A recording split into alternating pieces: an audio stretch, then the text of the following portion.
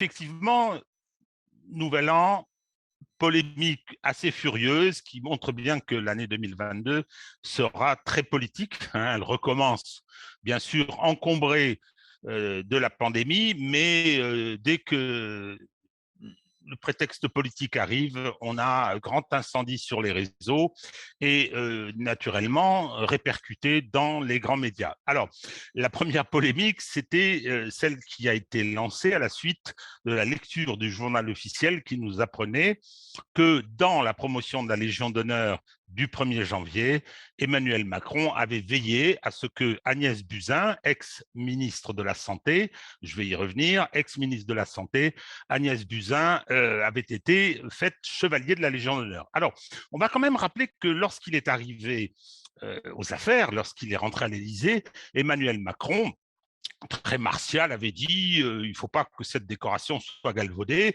donc il y aura moins de récipiendaires et il faudra qu'ils soient spécialement méritants. Et c'est pour ça d'ailleurs que l'on a supprimé la promotion de Pâques, hein. Il y a 3 promotions. Il y a une promotion au 1er janvier, une promotion à Pâques et une promotion, enfin il y avait une promotion au 14 juillet. Celle de Pâques a été supprimée, histoire aussi de laïciser peut-être, je ne sais pas, laïciser les décrets qui fixent qui sont ceux qui sont bénéficiaires de cette décoration. Alors, c'est une vieille histoire, c'est Napoléon, on sait, qui a créé ça, hein, et c'est une habitude républicaine qui fait qu'à chaque fois, il y a des discussions qui la méritaient, qui ne la méritaient pas. Toujours est-il qu'avec Agnès Buzyn, Emmanuel Macron a vraiment frappé au cœur de la cible. Parce que quand même, avec ce personnage qui est sorti de l'anonymat avec l'arrivée d'Emmanuel Macron au pouvoir, avec ce personnage, on avait touché quelque chose d'assez spectaculaire.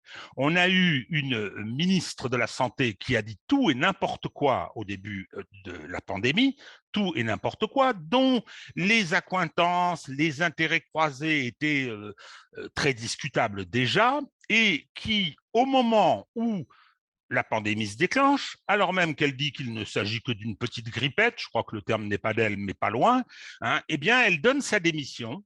Elle quitte le navire au début de la tempête et elle le quitte non pas parce qu'elle considère qu'elle n'est pas à la hauteur pour remplir cette mission, mais elle le quitte parce que le président de la République lui a demandé d'être tête de liste LREM à l'élection municipale de Paris qui doit se dérouler en 2020.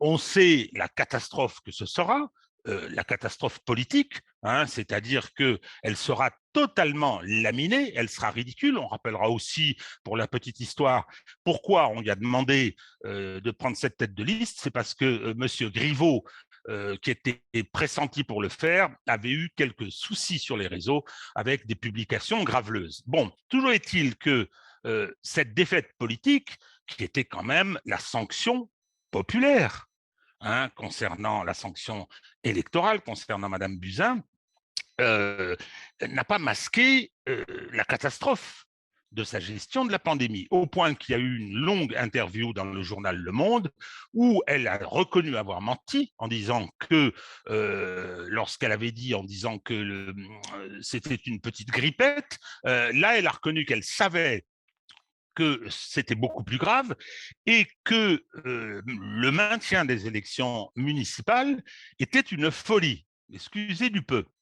Alors, elle s'est faite discrète, on n'en a plus entendu parler jusqu'au moment où on a appris que Mme Buzyn avait été nommée à un poste extrêmement rémunérateur à l'OMS, c'est-à-dire ce qu'on appelle un placard doré, hein, comme elle avait démérité en tout, qu'elle avait été écrasée par le suffrage universel, la moindre des choses était de lui offrir une gâche tout à fait confortable. Parallèlement, les magistrats, et à mon avis juridiquement à tort, hein, ont considéré qu'il ne fallait pas en rester là. Et dans le cadre des procédures qui ont été lancées autour de la gestion par le gouvernement de la pandémie, eh bien, elle a été convoquée par la Cour de justice de la République et mise en examen pour mise en danger délibéré d'autrui.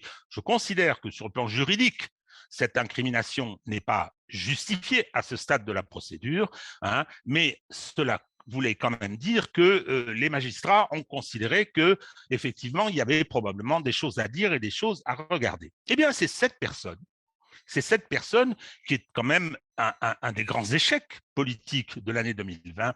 C'est cette personne que Emmanuel Macron a souhaité honorer à la promotion du 1er janvier. C'est une pure et simple provocation, et ça a d'ailleurs été perçu comme tel par l'opinion publique, par les réseaux.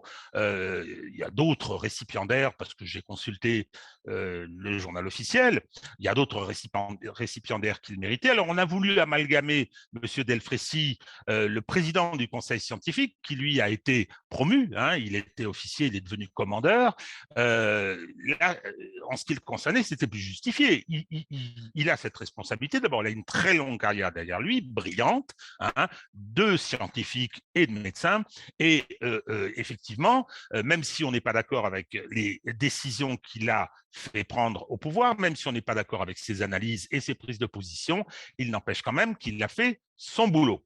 Donc, on ne peut pas du tout en dire autant d'Agnès Buzyn. Agnès Buzyn s'est ridiculisée toute l'année. On a eu 2 épisodes qui, je veux dire, posaient problème. Une mise en examen et une nomination scandaleuse à un poste qu'elle ne méritait pas. Bien non, ça ne suffisait pas pour Emmanuel Macron et il l'a fait chevalier de la Légion d'honneur. Alors, qu'est-ce que ça raconte sur lui, cet épisode? C'est tellement évident, c'est tellement désinvolte de traiter l'opinion publique de cette façon que ça dévoile peut-être un trait de caractère le concernant, c'est-à-dire cette volonté non seulement de mépriser, non seulement de se croire tout permis, mais également de provoquer. Il donne l'impression d'avoir une certaine jouissance dans le fait de prendre les gens à l'envers, de les traiter de Gaulois réfractaires, de les traiter de gens qui ne sont rien, etc. Il y a toute cette façon un peu perverse de provoquer. Alors, ce qui est intéressant, c'est que le Nouvel An a été finalement l'occasion d'accomplir 2 provocations. Hein, puisqu'il y a 2 polémiques. La deuxième, penchons-nous un petit peu dessus, la deuxième, c'est celle du drapeau européen seul sous l'Arc de Triomphe le 1er janvier, au prétexte, je dis bien au prétexte, que la France prendrait la présidence de la Commission européenne pour 6 mois. Alors, contrairement à ce que Bernard-Henri Lévy dit que c'est un triomphe, non, ce n'est pas un triomphe, c'est chacun son tour. Hein, donc, ça fait 13 ans que ça ne nous était pas arrivé pour une bonne raison, c'est que c'est un espèce de jeu de chaises musicales, c'est chacun son tour et il n'y a rien de glorieux à ce poste-là qui est un outil de coordination des différents ministères des différents pays, hein, et qui n'a rien de spécialement glorieux. C'est une mesure purement technique. Bon, on a quand même à l'Élysée pensé que ce serait intéressant de se livrer à une nouvelle provocation, c'est-à-dire qu'on a déposé, on a enlevé le drapeau français qui est sous l'Arc de Triomphe et on y a installé le drapeau européen seul. Immédiatement, levée de bouclier. Alors naturellement, les médias vous ont dit l'extrême droite, hein, pour souhaiter que ce soit le drapeau français qui soit sous l'Arc de Triomphe, il faut être nazi, hein, c'est bien connu. Hein. On rappellera simplement que la fois précédente où il y avait un drapeau qui n'était pas le drapeau français sous l'Arc de Triomphe, c'était pendant l'occupation. Toujours est-il que pour pouvoir se livrer à cette nouvelle provocation, Emmanuel Macron a violé la loi, violé la règle. Hein, je dirais même peut-être la Constitution. Le drapeau français peut être déployé à côté du drapeau européen, mais il faut toujours que le drapeau français soit là. Je rappelle aussi que le fait de ranimer la flamme quotidiennement, la flamme du soldat inconnu, hein, doit se faire, cet acte qui consiste à la ranimer doit se faire sous le drapeau français. Or, la flamme du 1er janvier a été ranimée sous le drapeau européen. C'est-à-dire qu'une illégalité, peut-être une inconstitutionnalité, une bravade pure et simple, dans un pays qui est passablement eurosceptique, on va rappeler ses précédentes décisions référendaires, hein, il y a là de nouveau une volonté de provocation et de déclencher une polémique. Alors on nous dit oui, mais il y a des tas de problèmes qui se posent, des tas de défis dans cette année nouvelle, des défis sanitaires, des défis économiques, des défis politiques. Il y a une élection présidentielle, excusez du peu, c'est la mère de toutes les batailles électorales de notre pays aujourd'hui. Eh bien, on s'acharne sur deux événements sans importance. Pas du tout. Ces deux événements sont importants. D'abord, ils sont liés entre eux, hein, et ils renvoient à l'enjeu de cette année 2022, c'est Emmanuel Macron, stop ou encore. C'est-à-dire qu'à cette occasion, Emmanuel Macron, je veux dire, dans le droit fil de ce qui s'est passé en 2017, avec l'arrivée, grâce à un coup d'État judiciaire, l'arrivée d'un parfait inconnu à l'Élysée. Et ce parfait inconnu nous a permis de constater au cours de son mandat que, un, on l'avait élu, pas moi, mais les Français l'avaient élu en 2017 sans savoir de qui il s'agissait et qu'au fur et à mesure, on a appris. Et ce qu'on a appris n'est pas extraordinaire.